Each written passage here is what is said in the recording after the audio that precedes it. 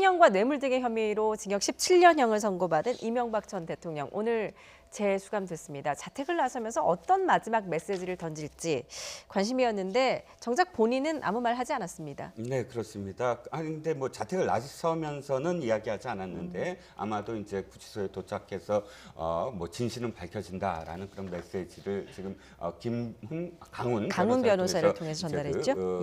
예, 전달한 것 같습니다. 그런데 사실상 이런 어떤 메시지가 본인에게 정말 본인이 직접 한 것인지 본인의 뜻인지는 모르겠으나 가장 중요한 건 어찌됐든 사과부터 했어야 된다, 저는 이렇게 생각을 해요. 예. 왜냐하면 진짜 전임 대통령이 또다시 구속되는 그런 어떤 구속이 아니라 이제는 그 형을 뭐 집행을 다시 해서 지금 17년의 어떤 형을 다시 이제 해야 되는 그런 상황에 닥쳤다면 그거는 자신이 어떤 대통령으로서, 그러니까 전임 대통령으로서의 마지막 품격이라고 생각을 하거든요. 난 이것을 받아들이고 유감이고 정말 사과를 한다. 그건 나의 어떤 죄를 받아들인다는 측면이 아니라 죄가 있건 없건 간에 기본적으로 사과부터 했어야 되는데 그것이 아니라 또다시 뭐 진실 운운한 부분은 저는 전임 대통령의 어떤 품격이 좀 의심이 되고요. 한 말씀만 더 드리면 사실 이명박 대통령 케이스는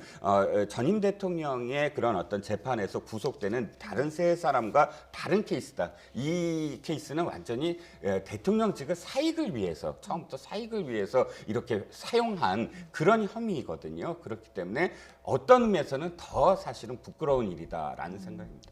예, 이 전 대통령이 형량 17년을 꽉 채운다면 만기 출소할 시에는 95세입니다. 그렇지만 뭐 벌써부터 일각에서는 사면 조건이 채워졌다라면서 사면 가능성이 거론되고 있는데 이것도 시기적으로 너무 이른 것 아닙니까? 이르죠. 아니 이제 재판이 끝나서 이제 최종심이 끝나가지고 다시 수감이 되잖아요. 수감되자마자 사면을 얘기하는 건 너무 이르고요. 예. 무슨 사면이 그러면 대통령들이 무슨 전직 대통령들이 문제가 있어서 들어가면 풀어줘야 되는 그런 도구로 활용하는 건 아니잖아요. 필요에 의해서 할 수는 있겠지만.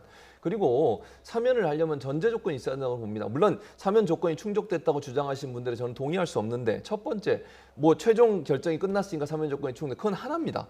여러 가지 조건 중에. 다른 조건 중에 하나는 이종근 평론가도 말씀하셨지만 사과를 안 해요.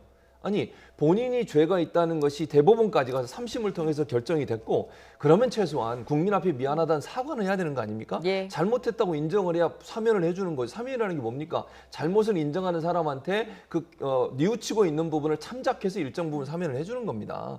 그런데 그런 사과도 하나도 하지 않는 이런 전직 대통령을 사면해라고 이렇게 얘기하는 분들의 주장을 저는 도저히 이해할 수 없고요.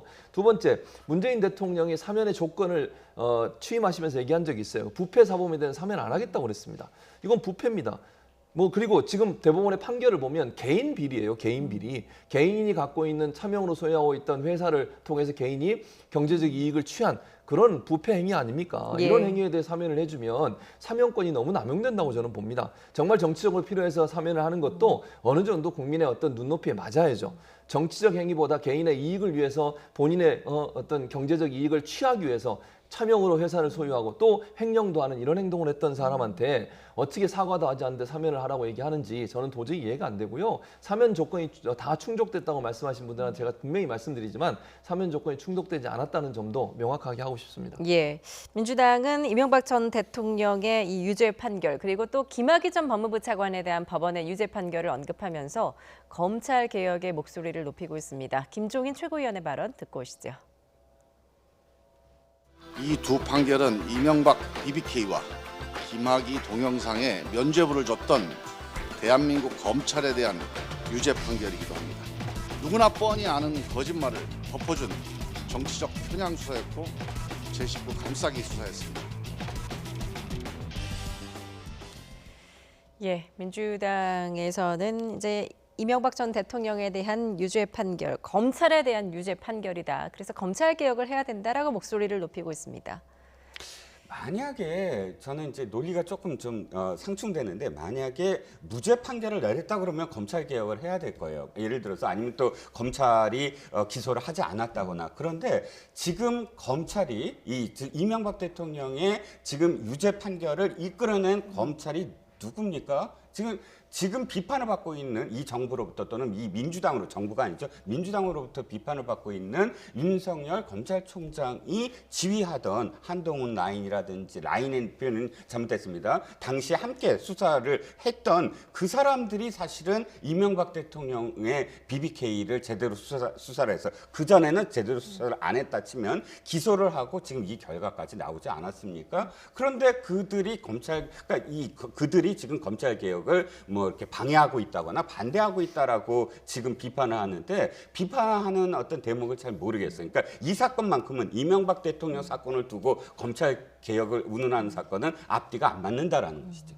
예, 이전 대통령에 대한 유죄 판결과 검찰 개혁을 연결시키는 거는 조금 앞뒤가 안 맞는다. 아니 왜 앞뒤가 안 맞습니까? 저는 앞뒤가 잘 맞는다고 봅니다. 왜냐, 이명박 전 대통령 같은 경우에 잘 아시는 것처럼 후보 시절부터 이 문제가 논란이 됐었어요. 그 당시에 박근혜 후보하고 그다음에 이명박 후보가 경선을 했지 않습니까? 경선 과정부터 고발이 들어가서 후보 시절에서 조사를 한번 했어요. 그때 조사를 하면서 증거가 불명확하다, 증거가 충분하지 않기 때문에 이명박 그 당시 후보죠. 후보의 것이라고 할 수 없다. 이러면서 무혐의 처분이 내렸죠. 거기서 끝난 거 아닙니다. 그래가지고 선거하기 바로 전에, 그러니까 대통령 선거 후보가 돼서, 그러니까 이명박 그 당시에 이제 후보가 그 당시에 여당이 후보가 됐죠. 그리고 나서 대통령 선거 바로 들어가기 전에 특검이 생깁니다. 특검에서 BBK 관련 특검했습니다. 그때 대통령 선거 끝나고 나서 결과를 어떻게 내놨습니까? 무혐의입니다 또. 아니 그러면 검찰이 왜 그 2번이나 대대적인 수사를 했음에도 불구하고 이명박 전 대통령에 대해서 무혐의를 왜 처분했습니까? 예. 이게 검찰이 부패했다는 정확한 증거 아니겠습니까? 김학의 차관, 전 차관 문제도 마찬가지입니다. 검찰이 처음에 이 문제 나왔을 때 어떻게 했습니까? 뭐 여러 가지 증거가 있다고 지금 다 밝혀지고 있는데 그 증거에 대해서 하나도 인정을 하지 않았고요. 그리고 나서 그냥 무혐의로 풀어줬었습니다. 다시 수사해서 지금 이제 실형을 받고 지금 구속 중인데 이런 행태를 봤을 때 뭐 저는 지금의 윤석열 총장이 그렇다 아니다 이렇게 얘기하고 싶지는 않습니다. 다만 이 두 사건만 보면 검찰 개혁이 왜 중요한지를 명확하게 보여주는 거예요. 일부 정치 검찰들이 본인들의 정치적 이유 때문에 잘못된 행동을 했고 잘못된 판단을 해서 지금까지 왔던 거 아닙니까? 그 당시에도 해결할 수 있는 문제를 해결하지 못하고 지금까지 왔다고 하면 검찰이 얼마나 정치적인 행위를 했는지 하는 부분에 대한 명확한 증거이기 때문에 검찰 개혁 반드시 필요한 거죠. 예, 이제 검찰 개혁 이슈를 가지고 또 다시 논의를 하자면 이제 1시간도 또 더 이야기를 해야 될 것 같습니다. 오늘 두 분 말씀 여기까지 듣도록 하겠습니다. 최진봉 성공회대 교수, 이종근 시사평론가였습니다. 잘 들었습니다.